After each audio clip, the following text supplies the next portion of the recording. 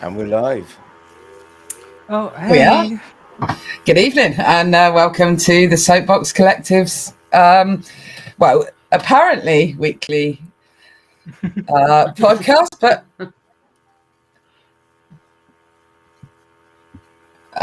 sorry, I had YouTube on, which was really terrible of me. Insane when you can hear your voice just after you've said something. Yeah, echo.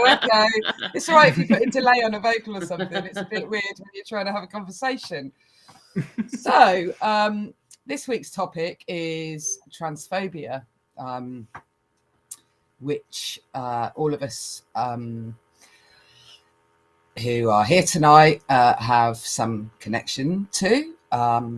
Matt and Rachel both have offspring who sit in the alternative to the gender norms bracket, and I am currently main support for somebody who's transitioning, and obviously because of the spaces I run, I know various trans and non-binary people who are my friends, who perform on my stages and all the rest of it, and I am definitely an ally. So if everyone wants to introduce themselves, I'm Gail. I run the Something Else events, spaces that are inclusive and will exclude dickheads, and obviously part of the SoapBox Collective. So everyone else is now social. I'm Matt. I press buttons on the SoapBox Collective and try and make live streams work, which seems to be happening okay tonight. Yay! I am Rachel, and I'm the parent of a trans non-binary. I want to say child, but they're 25, so adult child. They never stop being your babies. Never stop being their babies. And in my day job, I work in, I'm really proud actually, I work in a women's centre that has been vocal and openly trans inclusive for 25 years, which is still quite unusual and certainly was back then. Hi, my name's Anna Preston. I am a trans woman myself, binary trans. I work with I'm going to say pre-charity, Nottingham Against Transphobia, because we are in the process of applying for charitable status. Our maison d'etre is the wrong word. What do you call it? Modus operandi. Our modus operandi is basically counter-protest. Whenever the TERFs turn up, we turn up in force. But we're going to be expanding, hopefully, what we do sometime in the near future. I also do a lot of public speaking. I've spoken for the Kill the Bill campaign when that was around. I spoke for the Sheffield Workers' Party.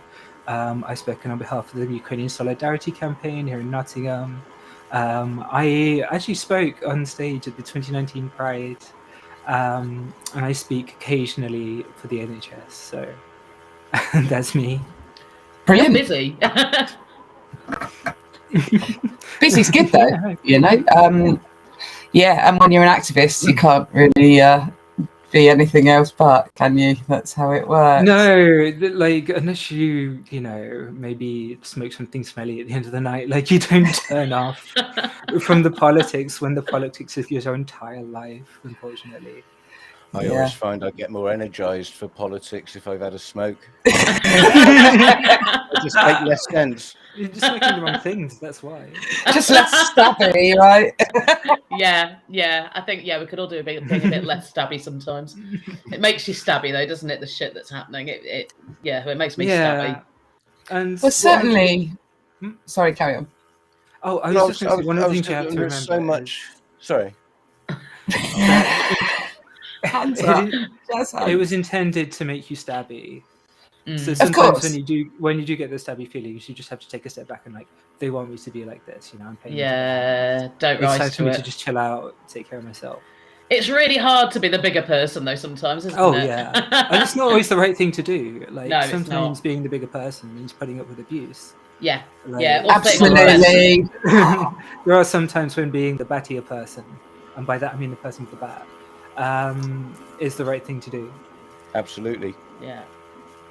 Yeah, apathy is it's not helpful in any way. It's enabling. No. Yeah. No, and when you say, "Oh, I'm not picking a side," you absolutely are picking a side. You're picking the side of the oppressor. There's no such thing as being neutral. If you're maintaining the status quo, then you're on the side of the status quo. Yeah. And of course, which is the oppressor, generally, isn't it? Yeah, absolutely. Yeah. So, transphobia. I grew up on the gay scene in the 80s. There were definitely trans people around then. They were just people. And,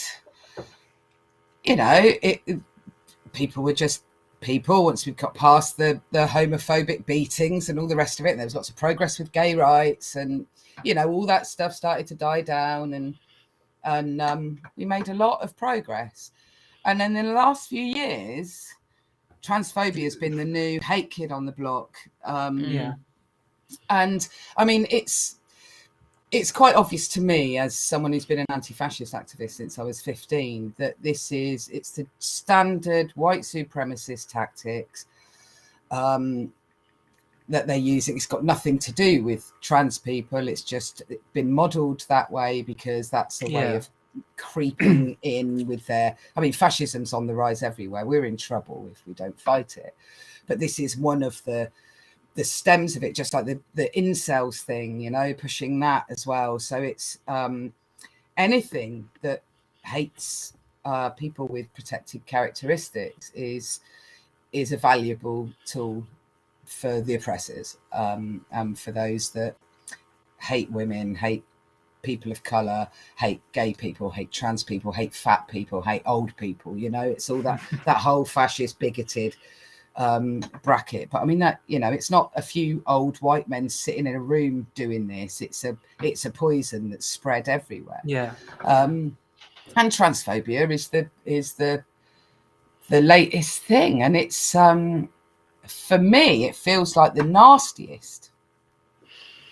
Yeah, I'd agree with that. It really does. I haven't really been around that long. I don't I haven't known any sort of prejudice that's been like transphobia, especially. Well, homophobia was bad in the 80s. I mean, it was, I watched a lot of my friends get beaten up while being called queer, and all gay men were paedophiles, all lesbians needed a good fucking to sort them out. They just hadn't met the right man yet, and all this kind of thing. But because my brother's gay, and the beatings and the rhetoric and stuff were awful, and gay people couldn't do certain jobs, or gay men anyway. Gay women were okay because everyone wanted to watch. Well, no, gay women were having their children taken off them. They actually, for a period, they certainly were, And we've got this. We're seeing this same label now that was leveled against gay men in particular in the past, of being paedophiles, and we're seeing that very openly being thrown at the trans community now. And it shouldn't work the second time. It should be fool me once. It's not even the second time, is it? All Muslim people are paedophiles as well, It's such an emotive thing, though, isn't it? You talk about children being at risk, and people are worried because that's really emotive. So it's the go-to tactic. If you want to make people hate a certain group of people, then present them as a danger to children.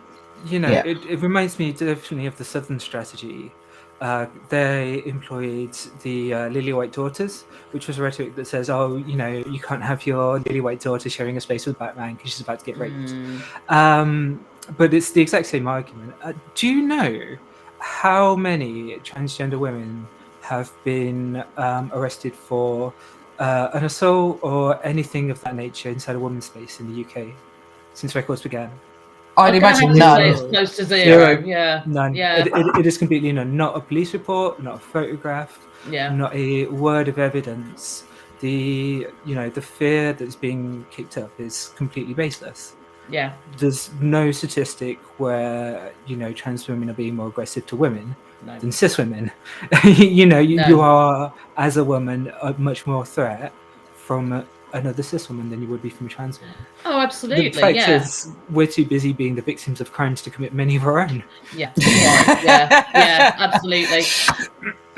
Yeah, no, that's But you valid. present that argument to TERFs though, and they'll come back at you and say, "Oh no, we don't have a problem with trans people." But the fact is, if you let trans women use women's spaces, then predatory men will use that as an excuse to get in. They'll just pretend to be trans women, but that's bullshit. It's Just bollocks. need a And mop They need to a go mop into and a a tip. toilet. But apart from that, when did it become okay to blame one group of people for the bad behaviour of a different group of people? It never has been.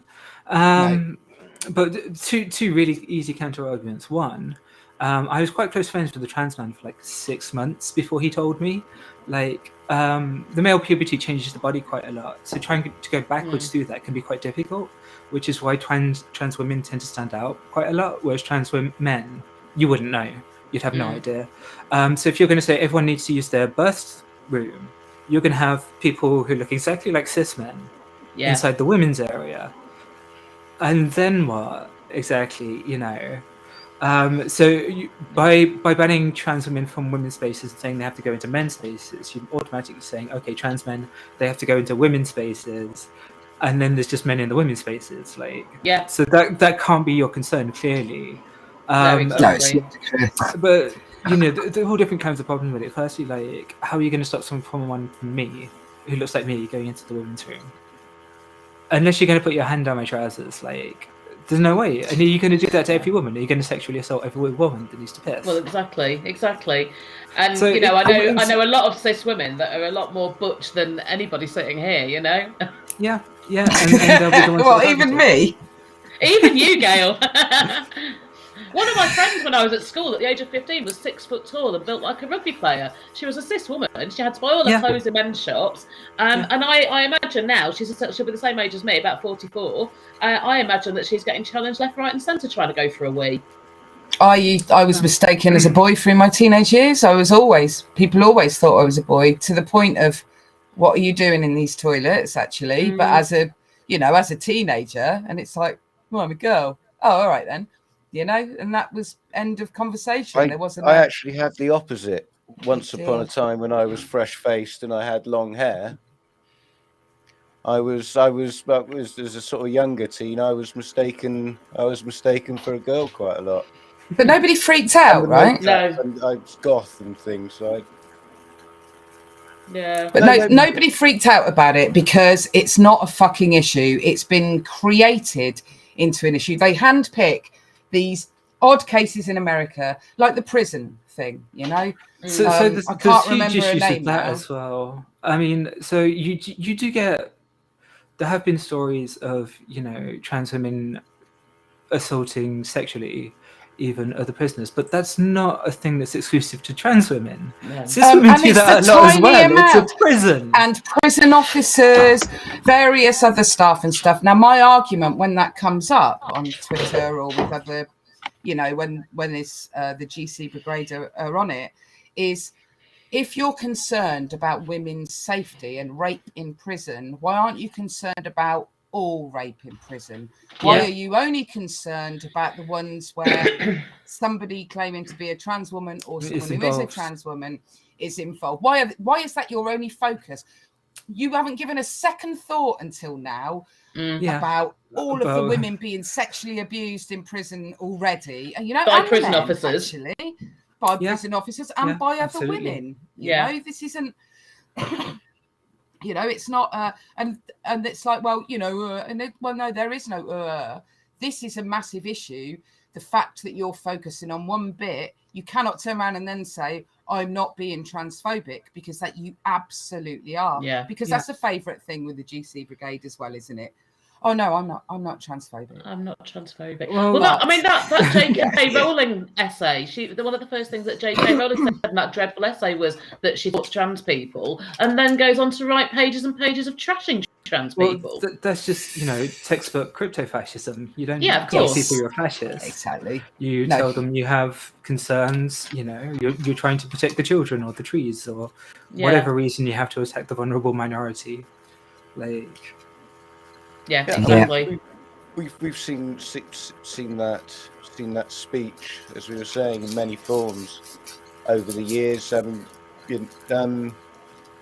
in the 30s, we had it against Jewish people, Back in the 30s, we also had it against transgender people, which not a kind of upsetting amount of people don't know. But there were rallies brought by the Nazi Party specifically against transgender people, particularly women. The first and possibly largest book burning was what we would now think of as, the gender hospital. They burned all the scientific records of our existence and how to treat us. Yeah. Things like that. They burned all the information that we existed, essentially, and then they took us off the tanks and killed us. I've read about this, actually, those books. Yeah, so this is getting very similar. And, I've been told not to talk about this because it might seem anti-Semitic, and I just want to say, acknowledging that trans people were victims of the genocide is not me saying that it wasn't as serious for the Jews. I don't think that's taking away. No, of course not. The same with gypsies and stuff as well. Yeah, absolutely. And Romanis, the rest, Soviets, socialists, there are a lot of groups that were victims. And me saying that my group was victimized, I'm in no way saying that that's taken away from another group's. No, but you can't ignore the fact that it happened. It's not a competition, is it? No, so exactly. We're not playing a Special Olympics here. Yeah, exactly. But my point is, after it happened, after the war ended, we came up with the Bill of Human Rights, which was specifically designed to prevent another Holocaust. Because of the Bill of Rights, you have certain inalienable rights, like the right to exist in certain spaces, like trans women. Our ability to exist in women's spaces comes from the Human Rights Act. So Rishi Stark has said he wants to deliberately attack the Human Rights Act, specifically targeting trans women. They want to take us away from society, because once they've made it so we can't work in an office because we'd have to go home to use the bathroom, where we can't attend education or school, where the public don't see us, then they can take us away and then they can put us into camps.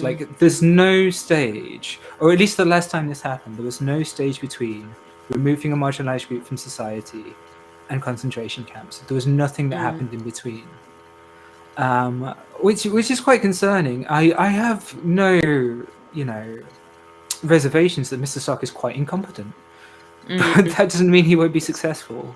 This is a really boring time. I know that two of you have children. When we were looking at the last election cycle, the three leaders, myself included, Not Even Against Transphobia, got together and said, okay, do we start talking to foreign diplomats? Is it time? Has it got to the point where we need to organize an exodus?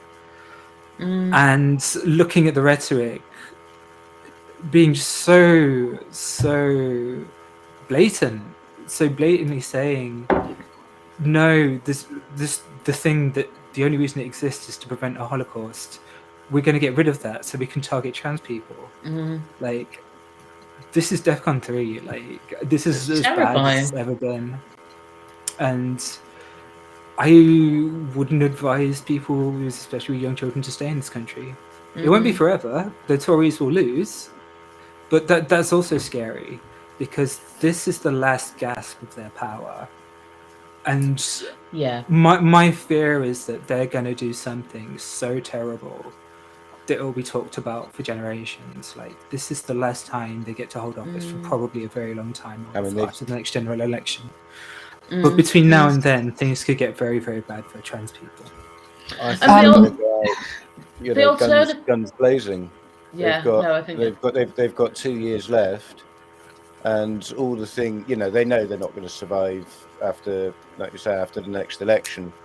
So they don't mind obsessing voters. They will be doing some horrendous things. And the target on refugees as well. And even things like, I know it's not a protected characteristic, but this whole thing now, that if you've been at a protest in the last 5 years, which will include all of us here, they can make you wear a tag. Again, so these were all things stolen directly from the Nazi Party. You might as well the Nazi Party outlawed protests. Yeah, exactly. And then you're going to put armbands on your political opponents. That's just Nazism. But it's entirely about crossing the line. Your actions.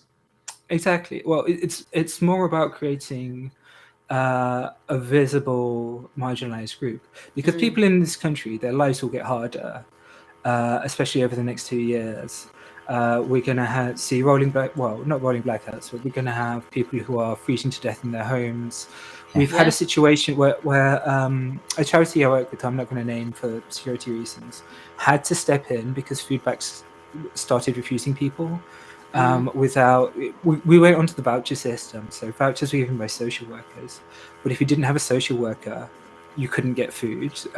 We stopped, a handful of people from literally starving, possibly not to the point of death, but to the point of hospitalization.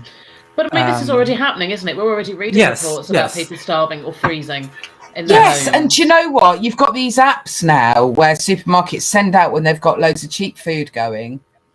Now, most of the people I've seen on my Facebook and stuff who are going to them aren't people who are ever going to have to use a food bank.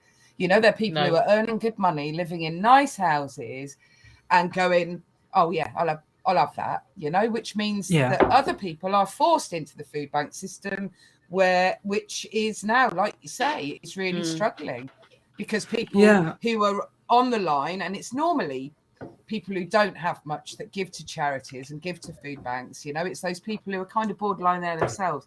Now they're being sunk down under the line because of the ludicrous profiteering and squirreling of the bloody Tories mates. For sure.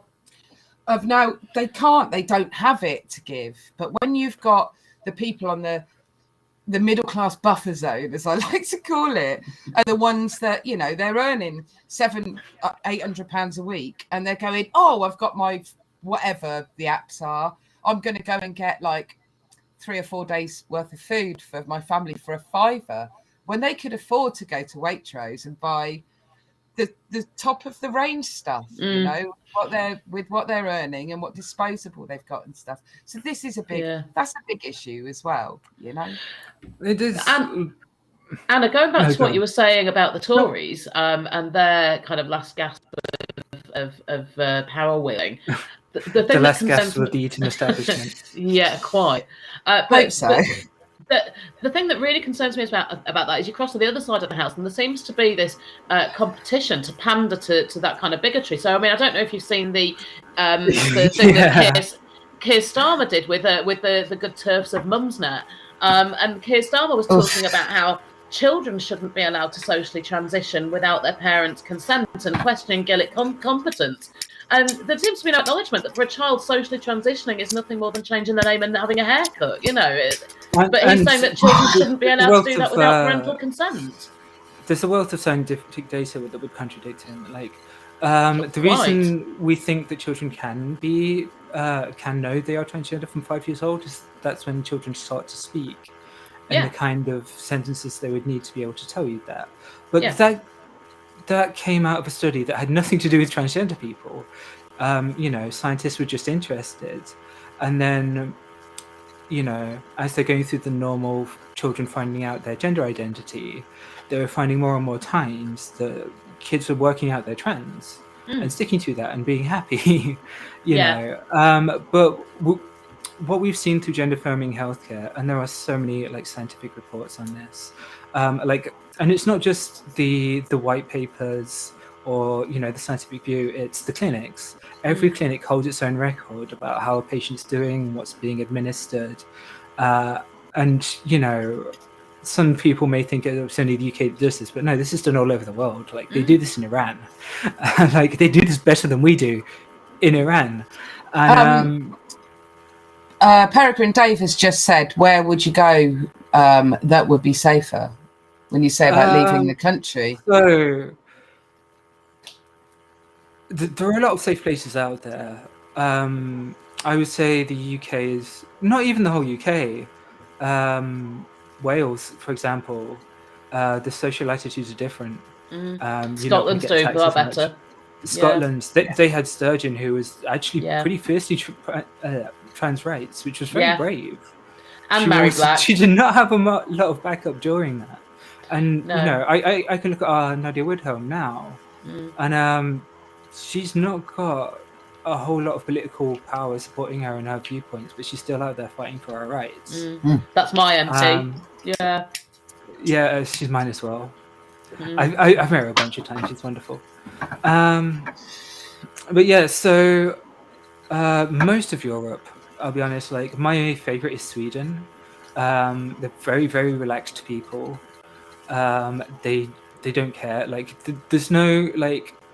I think if the British right decided, okay, trans people are okay, it would take them 10 seconds to decide on the next group to hate. Whereas like Swedish people, What's a tactic? Yeah, they don't have that hate.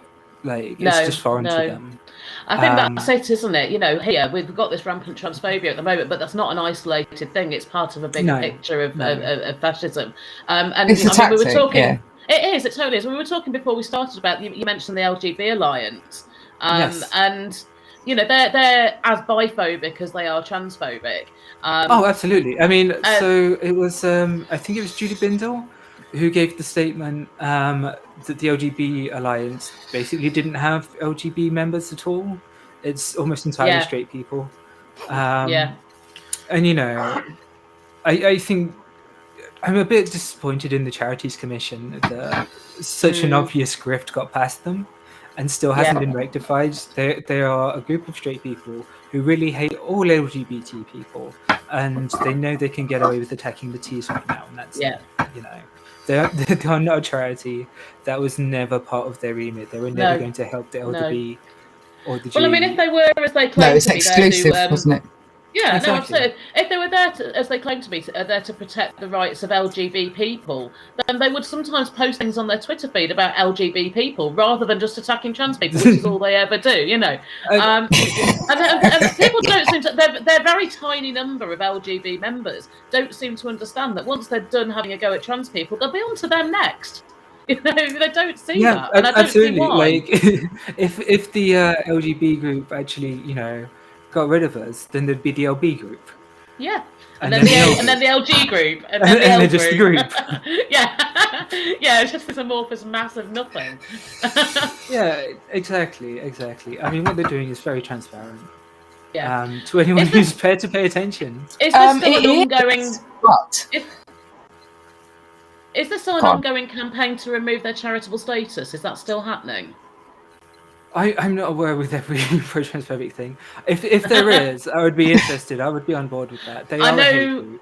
Well, Mermaids kind of pushed it, I think, didn't they? Yeah, Mermaids have been pushing it. I'm behind Mermaids. Yeah, and now Mermaids, because they accidentally had somebody who spoke at a paedophile enabling conference 11 or 12 years ago, they had that person on their board of directors briefly. It's not possible to know where somebody has been for the thing is, and what they've spoken at and all the rest. And he'd gone, he was forced to resign, is gone, but now Mermaids are being dragged through the mud because of that one. Okay, I mean, they didn't know. And then, but the other side are going, well, of course they're going to say that they didn't know. Well, why would they have? Nobody would have somebody on their board of directors who had those kind of they're not stupid knowingly, you know. No. Well, the thing is, like, you know, Donald Trump admitted to sexual assault. He's, you know, he flew on the Lolita Express. He was friends with Jeffrey Epstein. He was accused by multiple then children of rape, and all of this came out. And then he became the president. Like, if Mermaids had said, like, if Mermaids had got this information and said, "Oh, we're okay with him being a paedophile," then but like, when Mermaids got the information and said, "Okay, out you go, we want nothing to do with you from now on," you know what I mean? Like, I'm not 100% absolving Mermaids because they probably should have done better background checks. But I mean, was he convicted of a crime? Or was he spoke at a conference. So somebody's done the research and they found that, and it was 11 years ago. You can't possibly know everybody's every move and where everybody's performed. Speaking on a conference will not come up on any background checks. So. No, exactly. Yeah. No, you said he didn't commit a crime. No, there would have not been any way of Mermaids knowing. But I mean, let's be honest. The Turks have been after Mermaids for ages. This of course. Just an excuse. Yeah. It's that little let's grab that tiny thing, use the right buzzwords to make it really, really bad and try and make it look, you know, like some birds, peacocks make themselves look much better. I mean, it's a form of peacocking, really, isn't it? Yeah. What would you ask them like to do? Like, you're the TERFs. They've just found out this guy's, probably not the best people to have around children. What action do you want from them? They got rid of him immediately. Like, Yeah, that's exactly. Well, any rational human would say, yeah, that's fine. Okay, that's done. But no, now they want to.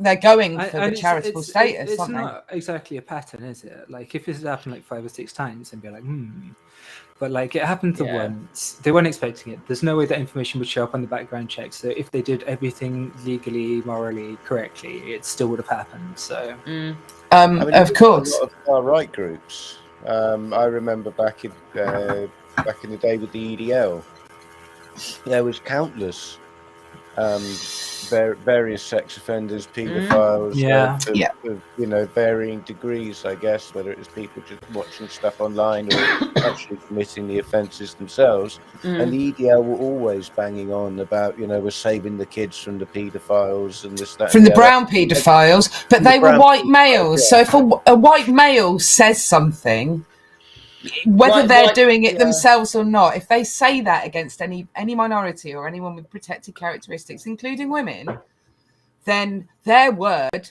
will resonate much more with the population than the woman or the brown person or the trans person or the gay person, because that's how we're socially programmed to react. We're used to having mostly white males, like for thousands of years, white males in control of everything, and that word is a sacred word. Well, it's white supremacy, and the forelock tugging that comes with that we're programmed. Well, most of us are programmed to do. I failed the exam really badly, but I think that would apply to all of us really here. But it's just that it's definitely that. A white male speaks, and like Trump, I mean, fucking hell, going back to the Trump thing, I mean, that is insane. Absolutely insane. Well, it's the perfect like textbook example of the right-wing grift. Yeah, because the right wing's made up of 2 groups. It's made up of industrialists and billionaires who don't want to pay their fair way, and poorly educated, easily manipulated people who feel they're deprived because these other people exist. Yeah. Well, there's a group at the top who know exactly what they're doing, and what they're doing is dividing the left against itself, the workers against themselves. They're dismantling the EPA. They're reducing the tax they have to pay. And in Trump's case, what they really wanted was to stack the courts with judges, because once you've done that in the American system, then they're very hard to get rid of. Like, you have all these problems now. With the higher courts, they're getting rid of abortions and banning abortions and stuff like that. Trump put those people into office. So whether he was like an orange embarrassment or not, he got the rich what they wanted. They wanted those courts. They wanted ultra-conservatives to just rule the lives of everyone. And they got that. And then he got rid of him because they didn't really like him. But he was very successful in like drumming up hate and drumming up support. And that hate and that support got him to where he needed to be to do the things he needed to do that the elites actually wanted from him. I mean, he's largely responsible for the rise in acceptable racism and, I mean, obviously transphobia, but sexism as well. The more and more rape jokes are surfacing again, more and more, the old mother-in-law jokes and all this kind of thing. Kevin Bloody Wilson is touring again and it's just become he's made all that stuff from the 70s and 80s that was disgusting and we'd got rid of and realized was really disgusting completely acceptable again because it is it is a tactic, and who they're going to target next, because they will move on. It's been Muslims for a long time. It was gay people before that, obviously women before that, and it's I think so at the minute it's trans people and immigrants. It is, very much. You've always got to look out for the context, because like we've had dehumanizing remarks about migrants the day after a petrol bomb attack against migrants. Like, Yeah. and you've always got to read the context, because when the law came in, the bill, the policing bill, they would have seen protesters arrested for 10 years. So you had a woman raped and murdered by a police officer. Women who turned up to her vigil / protest, they were beaten the crap out of by the Metropolitan Police. And the government's reaction to all of this was to, like, the day after say, okay, if you protest again, we're going to put you in prison for 10 years. It's the Tories don't act in isolation. No. You know, it's always a part of something. And anti-immigrant sentiment is definitely, like, just after a terrorist attack, that they're refusing to call a terrorist attack for some reason. He had a politically motivated idea of the world. And white lone wolf. Yeah, white lone wolves. I knew the guy. I used to hang around when I was younger. He taught me how to fiddle the slot machines in Weston, who drove into the Finsbury Park Mosque, you know, and he was far right sympathizer, you know, but because he was a white male, he was a lone wolf with mental health problems. Well, that's it, isn't it? If you're brown and you blow things up, you're a terrorist. If you're white and you blow things up, you've got mental health problems. I think another reason to this is, like, when we find, you know, a brown hate preacher, we, you know, send them somewhere where they can't do too much damage, limit what they can say, blah, blah, blah. But when we have white hate preachers, we put them on prime time and show them to everyone. Yeah. Like, there was a newspaper article from the BBC not too long ago about how trans women were pressuring cis lesbians into sex. Oh, fucking hell. Yeah. And the funniest thing about it was, like, there was zero mentions of a trans woman ever having pressured a cis woman into sex. It was all like other cis women pressuring cis women into sex. Like, you know, that lady wanted a threesome with a trans girl. And in the porn industry, you know, they want cis girls to be with trans girls and stuff like that. But none of the pressure was coming from trans women. Trans women just sat there like, please don't kill us more. It becomes a selling point and something to advertise and you know, it's marketing, and it's awful. It's fetishization, isn't it? It's fetishization. Yeah. I mean, I've heard this a lot, this whole kind of, you're transphobic if you won't sleep with trans women. Well, that's bullshit. I've never heard a trans person claim that ever. No, why would anybody want to have sex with someone that doesn't want to have sex with them? That would make me surely feel it's like about the individual. I mean, that's why I'm queer. That. And one of my friends who has been a lesbian all her life now identifies as queer, because actually she says, I'm not going to exclude ever sleeping with or having relationships with non-binary people or trans women. You know, and the thing that gets me about the trans women's one is a lot of trans women are like post-op. But you never hear, oh no, I wouldn't want to go near a vagina. Like, so people who say, oh, they don't want to sleep with trans women because trans women have penises, know nothing about trans women. No. I mean, do you think I'm on the list? It's going to be like another year or so for me, but I won't. You know, do I ask the question again? Yeah, should I come back? I mean, it makes absolutely no sense. And I mean, I don't know about you, but that's not what it's about. When I've made the decision about whether or not I want to go to bed with somebody, that happens way before I've seen what's in their pants. Yeah. You know, and that by that time that happens, that's kind of irrelevant, really, because it's that person that I've become attracted to. I don't know how much of this is me being bi, but I absolutely know what you mean. Like, if I want to be with someone, it's because I like them and they treat me. Me too.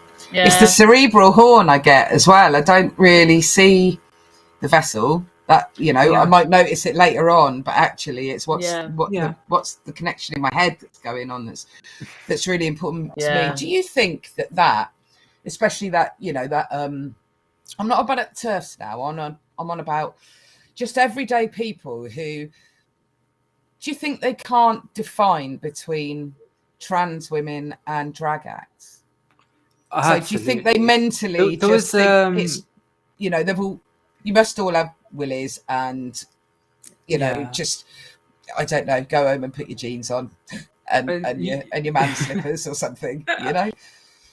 Yeah, no, this is me. Like, you know, I didn't wake up one day and decide, oh, I like dressing up as a girl sometimes. No. I'm gonna make sure there's an F on my passport. Like, and they are two very different groups of people. And some debates I've seen have been like, where the TERF has said nothing against trans women at all. They've all been leveling criticisms against like drag acts and cross-dressers, and it's like, well, they're not trans women. No, but I think the lot of the public don't define the difference, you know. And that information has been intentionally kept from them. Yeah. So like we had the Section 28 laws, so it's like illegal to talk about us for a very long time.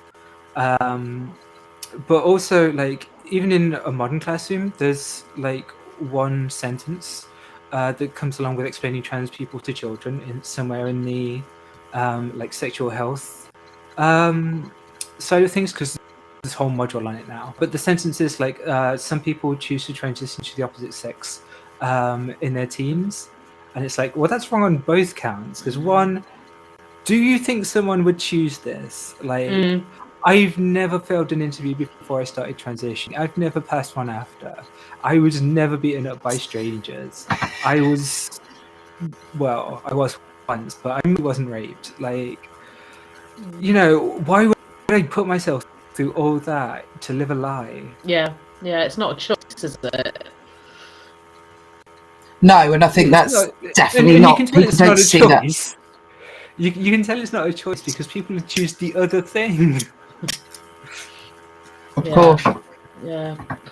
I think that comparison, though, that Gail mentioned between trans people and drag artists is really intentional, because I think TERFs want to present trans people as, you know, men in dresses, and someone's dressing up and someone's pretending and appropriating womanhood. That's another one that I've seen, which is fucking ludicrous. And I think that is absolutely intentional. Absolutely. I think when Nothing Against Transphobia, we counter-protested Julie Bindel recently. She wanted to have she wanted to have a transphobic rally at Astley Library, but she had to solve so many lies even to get it set up. She had to lie to the library about what she wanted to set up. She had to use a bunch of secrecy. She wouldn't announce like the location until the hour before it came up. Every time she talks about trans people, it's just lies after lies after lies, and it's like, do you know how many lies I've told to defend trans people? Like, none. No, I don't need to. Why would I? No, exactly. We're just people trying to get on with their lives. This is always the way with whenever you're fighting the far right, though. They are always using short sentences like the Daily Mail, 3 little word slogans like the Tories are using at the moment. Absolute tactic. And the people that they're attacking are just telling the truth, because actually they just want to be left alone in the truth. You know, get on with life, leave us the fuck alone. And aren't on the attack. Being on the defense all the time must be fucking awful. And all those 3-word slogans you can take apart, but it takes you like a minute, and like nobody has that kind of Coronation Street's back on, isn't it? You know. Exactly. Yeah. I'd love to talk to you about this, but I want to go and watch Love Island. Yeah. Anna, can you tell us a bit about what? No, neither have I. It sounds like the downfall of humanity, I've got to say. I don't have a telly. No, I don't. I've no idea. Anna, can you tell us a little bit about Nothing Against Transphobia and what you do and what you're all about? Yeah, absolutely. So we're a new-ish organisation. We're single-ish party as in a transphobia group, but we very much follow anti-fascist lines. We are when fascists come to town, it's not a centralized organization that goes to stop them. It's the local people taking local action against a local problem. So that's why we decided to form Nothing Against Transphobia. I wasn't a founding member actually. The other members, the other leadership, counter-protested Protesty Parker. Apparently they went extremely well. And it's kind of funny, like, you know, they big themselves up, they write all these speeches, they organize this stuff, and then some very, like, just a couple of trans flags that aren't scared of her, and apparently she was really, really upset, which is good because I don't want us to come back and harass children. No, absolutely right. not. But that was before I was invited. I was invited, I think, probably after my conversion therapy speech in Derby. It was just seen by the other leadership and like, would you like to come join us? I'm like, hell yeah. So the only like big thing we've done while I've been apart from a couple of speaking engagements, was the actual Julie Bindel protest. And so can I lead on to the next thing we'll be doing after this, or the next two things we'll be doing? Definitely. So, okay, so what we did for the Julie Bindel protest, she was keeping the location secret even from the people who were going to go. So we got notification about 11 o'clock at night. It was going to be Ashby Library, and we had to try and organize a counter-protest group from like 11 till like 9 a.m. I think, when we had to be there. And we still managed to sign up with half her numbers. There is the Nottingham Post article about it, which is brilliant because they're quite balanced in their reporting. But when you see the picture of, you know, we were joined by the Nottingham University Pride. So you have a lot of very, very young students, like 18, 19, enjoying the hell out of their queerness and their flags and their being a part of something, you know, playing songs and having dances and stuff. And we're all in like the highest spirits. So when, you know, the reporter came over to ask me a couple of questions, she was taking pictures of all the people we were with, and they're just so happy, you know, to be out and with each other. And then they took pictures of Julie Bindel, and she was so miserable. You'd think someone had just run over a dog, gave it back. Well, if you're that full of hate, man, you're just gonna. Again. Like, how can you be happy when you're loaded with hate? Exactly. You know? Yeah. That's Bigotry makes you miserable. That's the thing that gets to them more than anything else. Is just living happy lives as queer people. They can't stand it. So after that, so you know, Sean, we were talking about before the show. I think it was. Do you remember her last name, Sean? Should I say it on here? Is that? Well, you know, I think you should. It's absolutely fine. I think you should. My full name's on here. You can look me up. I've got nothing to worry about. Sean Steens, I think, was involved in that. She organised the Julie Bindel talk, didn't she, at the library? Yes, she did.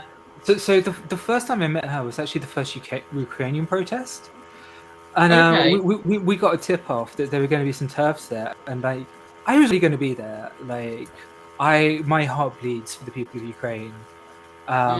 It's not really the time to talk about that, but I was 100% there to support the people of Ukraine, and I got asked to speak at that rally, and I spoke at the next one, and I made some Ukrainian refugees cry, but in a good way. They were touched by my words, and we had a good cuddle afterwards. And but they were there to recruit transphobes at the Ukrainian rally, the first Ukrainian rally. Yeah. And so what they did is we had a couple of speeches. We had a march to the city centre. We got the Clough statue. We had a few more speeches. I wasn't speaking that day. I hadn't been asked. Nadia Wilhelm did, though. Again, just to plug my favourite MP. But they had a huge duffel bag full of leaflets, and we were watching them. So, like, we basically had an in or so with the event organisers. So we were like, well, some TERFs are going to turn up. Keep an eye on them. And they bought this massive duffel bag full of leaflets, and they opened it. And they brought out these leaflets and they gave them to someone. And I was like, oh, excuse me, can I just please have a quick look at that? And I opened it, and there's really inoffensive stuff about libraries. And I was like, huh. But I think if we hadn't have been there, if we hadn't have tipped off the organisers that they were going to be there and spread transphobic hate, those wouldn't have been the leaflets they went for. They would have gone for more, like, worse leaflets that were in that duffel bag, because they bought, like, far too many for the people there. It's my opinion. Anyway, so Sean's next thing is on the 26th. Again, we don't know where it is. It's likely that no one will know.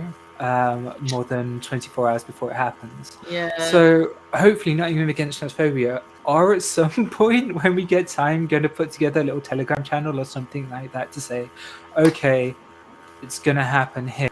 You Like the old phone trees, yeah. Exactly, because we won't. They'll give us as little notice as we can, because they know if we had a week to drum up support, we would be meeting them at 20 to 1, 30 to 1. Yeah. Whereas if they give us a couple of hours, we might meet them at 1 to 1.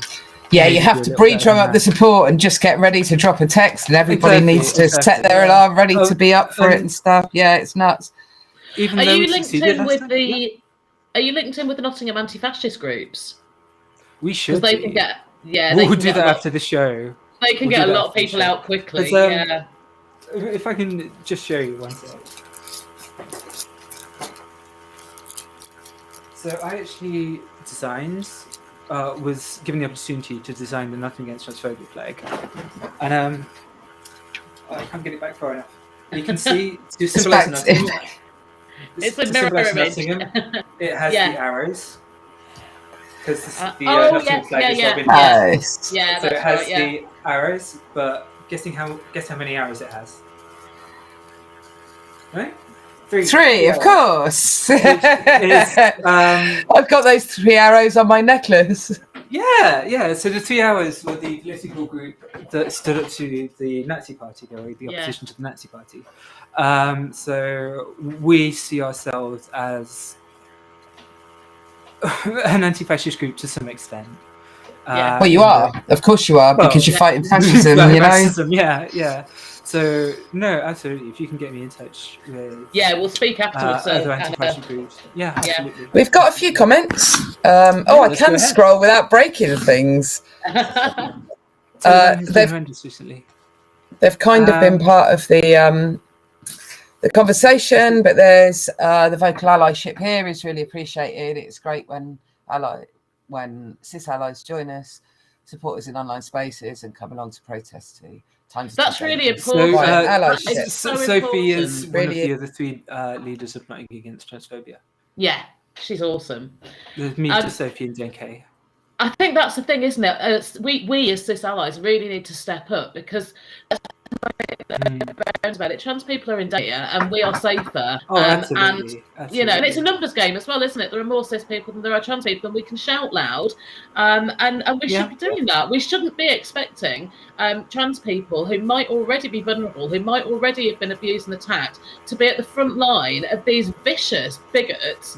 And while we sit back and go, "Oh, I'm an ally, give me a cake," you know, that's shoulder to shoulder all the way. Because actually, if Antifa isn't your default, then you are an enabler. You're a fascist. Yeah, you're a fascist. And any attacks on any people with protected characteristics or minorities in these ways is fascism. Yeah. So we are fighting fascism, and anybody who's not. And I mean, there have been a handful.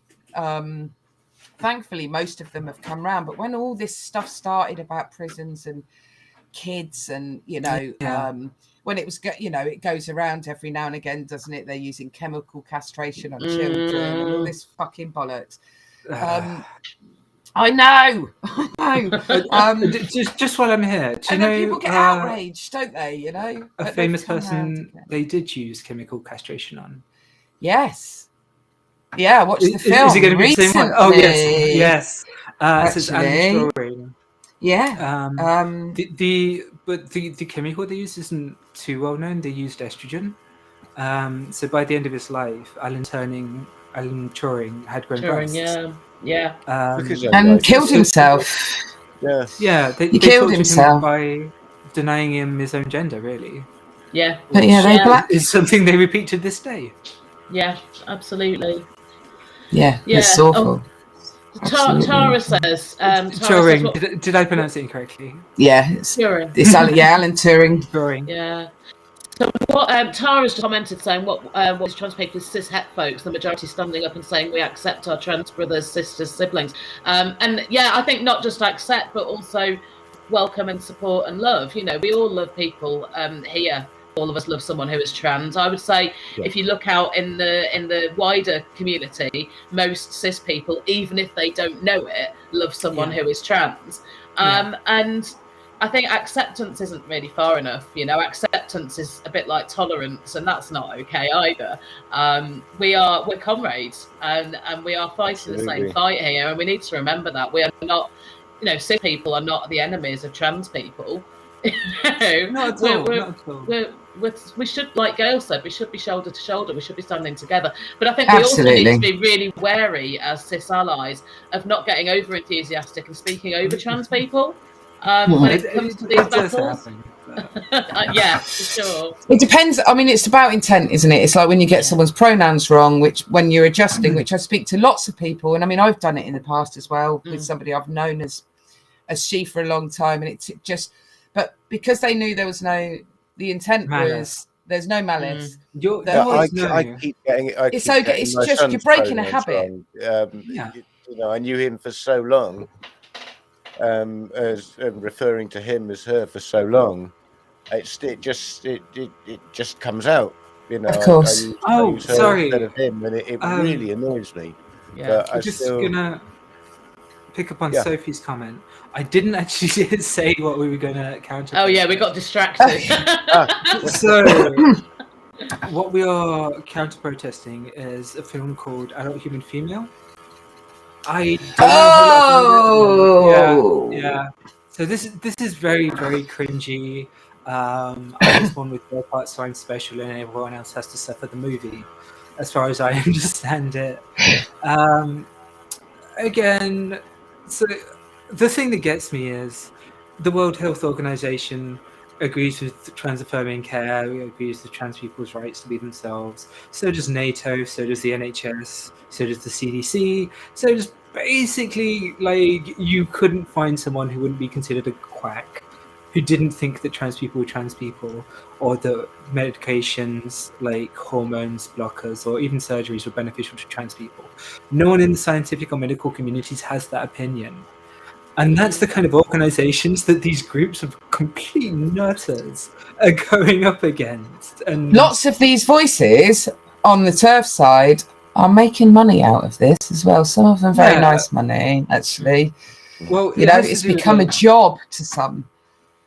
Yeah, exactly. You could, like the Heritage Foundation, who are scum. They're funding most of the transphobes at the minute, like actually just giving them money. But they've also funded anti-abortion stuff. They've also funded anti-gay marriage stuff. Like they hate the entire community and women. And they're feminists then. Black people. Yeah, they like you can't work for the Heritage Foundation and call yourself a feminist. The Heritage Foundation were one of the groups funding the anti-abortion activism in Ireland when they were going to repeal the 8. That was the Heritage Foundation. So one of they do, Ian. Do you remember the Travis Scott case? Yes.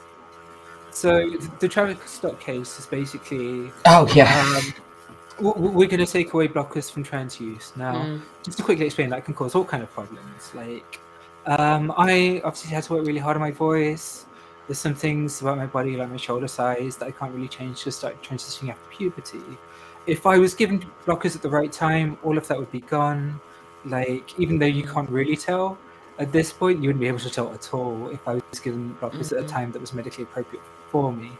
So what the judge, so we went through a period of blockers were banned in the UK for like a week, and then it came up to the review, and the reviewing judge said, look, if we're ever in a situation where the field specialist, the doctor, the patient's parents, if they're underage, and the patient themselves all agree this is the correct course of action, and they're not allowed to do that because of how we've changed the law, the next thing that will happen is we will lose abortion rights. And he was absolutely right. He was absolutely right. Like, the Travis Scott case was setting the water to ban abortion entirely because they want women to be slaves.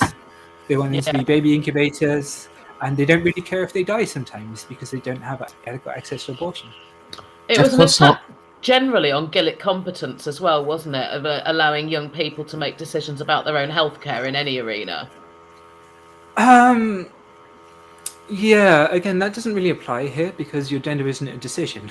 No, absolutely. But that's what they were going for with the, young people can't choose to take blockers, and once that they also can't choose to go on the pill or to take acne medication or to, whatever. Yeah. It's like But everything that we said tonight. Attack on one thing is an attack on everything else.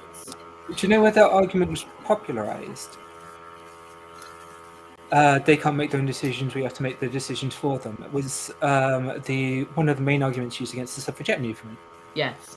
So they've just stolen that the same way they Yes! stole the infantilizing the Southern strategy. They stole the infantilization from suffragette. It's just regurgitate. They just regurgitate the same tactics again and again and again, don't they? Yeah, they've got no originality, have they, fascists? Anna, if people wanted to get involved with the protest or the counter-protest on the 26th of November, what would they do? We have a Facebook group and a Twitter. Sign up, sign on. We will be making announcements when, I mentioned maybe Telegram earlier. Someone's telling me Telegram's being really problematic. We will find some way of a sort of rapid reaction communication. If you get a message from this way, you're going to need to be somewhere in Nottingham City Centre in the next 5 hours or so, because that's generally how it's going to play out. So can I just go through a couple of rules for conduct as well? Yeah. Rules for conduct. Your trans flag is most definitely welcome, as is any other LGBT flag. We're all in this together. You do not have to be trans to attend. In fact, we more than encourage people who just want to protect trans children. And another statistic I read the other day is actually only 2% of trans children live their lives as themselves. And as a victim of Section 28, I personally feel like I've lost my childhood because I had to pretend to be someone else for the entirety of it. So that's heartbreaking. And the public need to know that, and the public needs to turn up for trans children, because that video is of no threat to me whatsoever. I'm 34. I'm not going to get upset by it, but that's not to say that some small child isn't going to be pushed back in the closet. It doesn't be bullied the hell out of at school, and that's what we really need to focus on. So if you're cis, but you support trans children, please stand up as well. You are representing the community if you stand with us. So when you see people on the street who aren't us, feel free to give them a friendly hi, hello. When I did the marches at Pride, especially for officially, I was always told, smile and wave. So I want to see a lot of smile and waving. What I don't necessarily want to see is pretty much any interaction between our group and the TERFs at all. Yeah, there's no point. They will have 1,000 cameras. They will know how to push your buttons, and they will know how to show it. Trans person goes up on one because we were throwing slurs at them for several hours. But, grey rocking. It's grey rocking, you would do to a narcissist, really, isn't it? They will try and provoke us into perhaps regrettable action. Don't let them. Know who they are. They know who we are. We don't need to interact at all. We need to interact with the public, and we need to tell the public why what they're doing is wrong and dangerous, especially to marginalised children. Yeah, exactly. Tara's asking masks, yes or no? I don't think it's official anymore. I would probably say no one is going to stop you. No one is going to stop you from wearing a mask. I probably won't wear one. Yeah. I'm not sure if the question. I'm not sure if the question about masks was about COVID or about concealing identity. You never know these days, do you? I'm going to answer it if it was for COVID. If it was COVID, I won't be. I don't think there's going to be an official rule this far in. But you're more than welcome to wear your own. If you've got vulnerable people at home, you just don't want to spread something you might have. It's about identity. Identity, I would generally say no, because you've got to remember this is public facing. We are reaching out to the public, and the last thing the public wants to see is a bunch of scary masks. They do I use know it that as well to humanising is demonise. really important. Yeah. Exactly, Yeah, exactly. So They I've do seen use that. people being masked to demonise counter-protests as well. When I used to be involved in a lot of anti-cuts activism about 10 years ago, somebody who came on a lot of demos with us, because I we had the would all, mask of the anarchist. well, we would always be told to remove our masks, and she wanted to conceal her identity. So she did really elaborate face paint. Yeah. And she said that if you do different things on each side of your face, you can't be picked up by facial recognition. So that's You've just maybe given it away. Yeah, They'll work on that now. Rectangles, Well, all kinds of things going on, and if facial you- recognition won't pick it up. if you Apparently. loads of different patterns. If you want to conceal your identity, but you're worried about wearing a mask, maybe face paint is the way to go. Yeah, because that does throw off stuff. Make sure it's very friendly face paint, like Yeah, public lots of friendly. flowers and butterflies Yeah. and Neon. Yeah. mermaids. Well, Christmas is coming. Yeah. Yeah, dress up like Santa Claus. Have you got anything else coming up, Anna? So yes, I didn't actually mention the Transgender Day of Remembrance, did I? No. So I will be speaking. Jen K will be speaking. I think Nat Thorne will be speaking.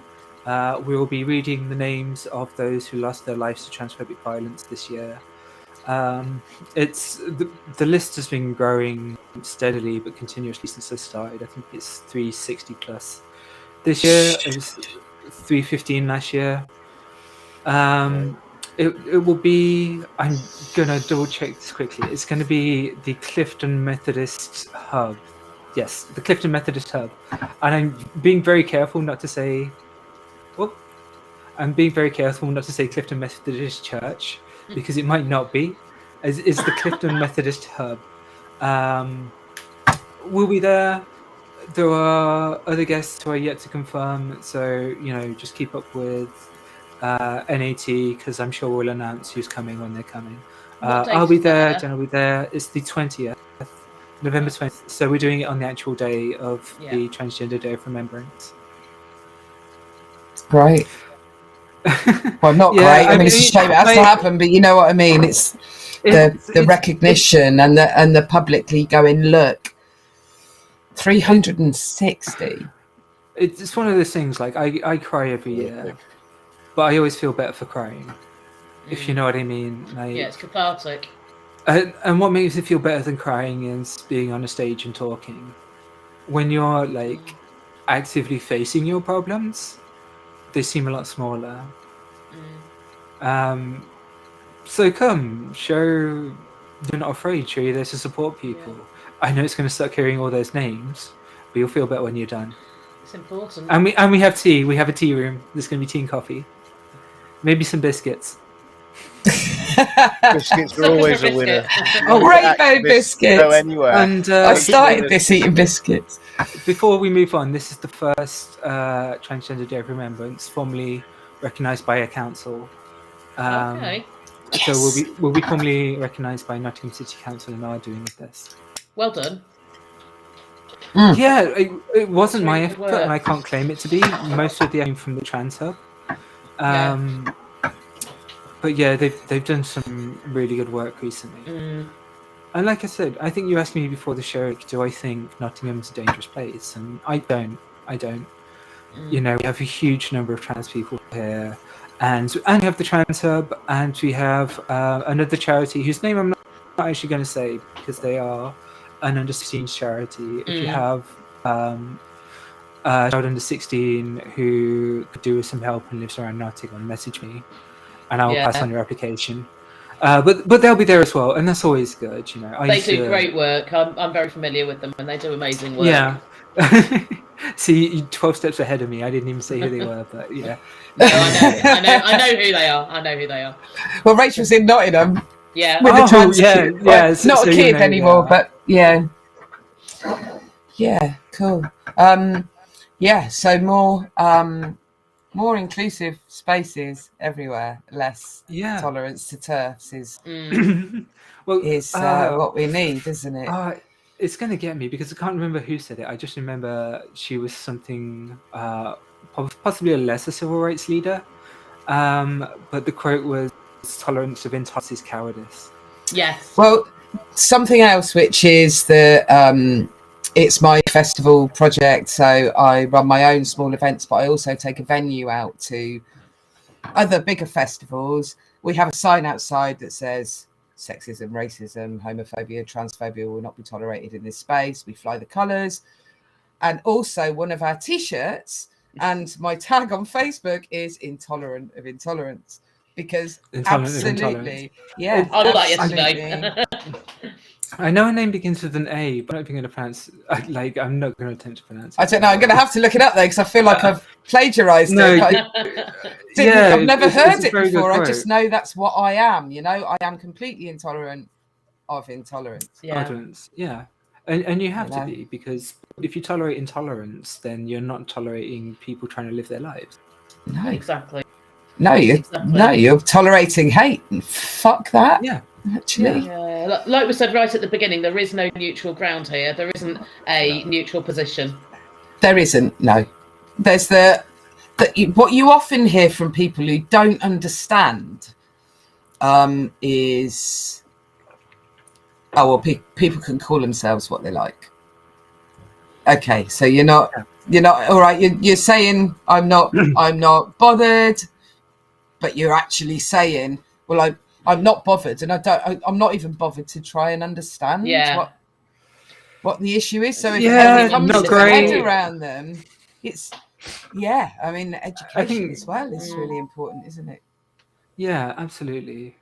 I've never got the chance to be that side of the pool, but I wonder, like, if I wasn't dragged into the middle of this, massive uproar, would I just be like playing video games blissfully ignorant, or would I be out there trying to make the world a better place? I get a feeling you'll be out there trying to make the world a better place. You've got that for you, haven't you? Yeah, if it's in your bones, once it's in your bones, it's in your bones. It doesn't isn't get it? out. Sure. Yeah. Right, I'm going to go and eat more biscuits. You're going to turn into a biscuit. Well, I'm stuck in a room with no cooker. My living room is my kitchen as well at the moment, and it's not exactly bedsit size. But so biscuits and crisps and microwave meals have become my diet at the moment. So I know, I'm so bad. I keep saying I'm going to eat better and then don't. I normally eat really, really well when my kitchen's not being ripped apart. But well, I've just moved. My stuff's everywhere still. I'm pretty sure biscuits are good for in terms of like serotonin or something. I don't know science. Anna, thank you so much for talking to us. It's been really it's been a pleasure. It's been really interesting, and you've taught me a lot, and I thought I knew a lot, but you've taught me a lot, so thank you. Would it be okay, guys, if we drop the links for Nottingham Against Transphobia on the Facebook page? Yeah, any links you've got, and if there's anything we can help with spreading the word when you've got your last minute to do on. I mean, I'm sure there's only so many venues in Nottingham that could put a film on. So we have discussed actually just, talking to cinema owners, like, do you fully understand, what may be coming your way? I'd recommend Signal as well for conversations with people about it. Yeah. We'll do a Signal then, but if you can help, like, I'm not overly concerned about the Transgender Day of Remembrance one, because we're doing it in a church, there's limited capacity.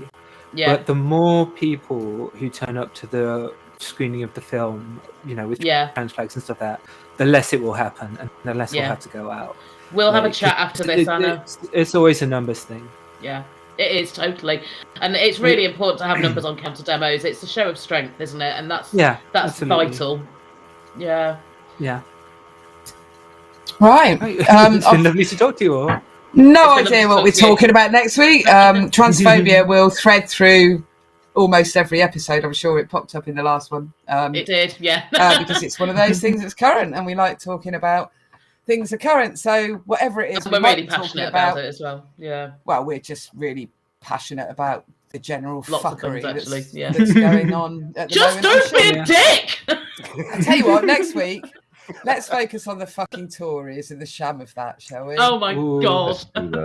Yeah. We're going to need 3 hours for that show. We'll need 3 years for that show, but hopefully we'll be fucking gone by then. Right, join us next week. Enjoy your week. And thanks again for joining us, Anna. And keep checking our page for the stuff that we've talked about and for the links. And we'll like see you and soon. share and subscribe and all that stuff. Oh, yeah, there's a button somewhere. There's several buttons, I think. Kill us, Matt. Kill us. All right. Bye-bye.